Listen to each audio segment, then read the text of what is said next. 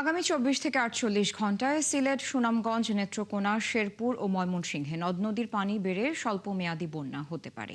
এছাড়া তিস্তার পানি বাড়ায় নীলফামারী, লালমনিরহাট, রংপুর ও কুড়িগ্রামেও স্বল্পমেয়াদী বন্যা হতে পারে।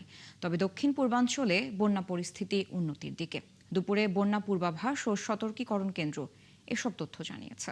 বর্তমানে দেশের 4টি পয়েন্টে 3টি নদীর পানি বিপদসীমার উপর দিয়ে প্রবাহিত হচ্ছে।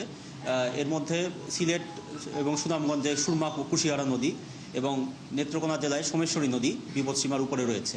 তবে বিগত 24 ঘন্টায় দক্ষিণ পূর্বাঞ্চলীয় পার্বত্য অববাহিকার সাঙ্গু, মাতামুহুরী ইত্যাদি সকল নদীর পানি বিপদসীমার নিচে নেমে গেছে এবং সেখানে বন্যা পরিস্থিতির উন্নতি লক্ষ্য করা গেছে, যা আগামী 2 থেকে 3 দিন পর্যন্ত অব্যাহত থাকার সম্ভাবনা রয়েছে।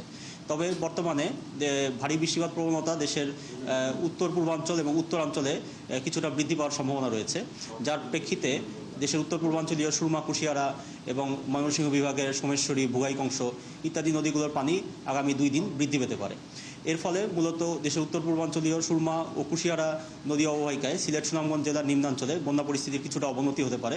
একই সাথে ময়মনসিংহ বিভাগের নেত্রকোনা, শেরপুর, ময়মনসিংহ ইত্যাদি জেলার নিম্নাঞ্চলে স্বল্পমেয়াদী বন্যা পরিস্থিতি সৃষ্টি হতে পারে। একই সাথে দেশের উত্তরাঞ্চলীয় তিস্তা এবং দুধকুমার অববাহিকাতে লালমনিরহাট, নীলফামারী, রংপুর, কুড়িগ্রাম জেলার নিম্নাঞ্চলেও আগামী 2 দিন পানি বৃদ্ধি পেয়ে স্বল্পমেয়াদী বন্যা পরিস্থিতি সৃষ্টির ঝুঁকি রয়েছে।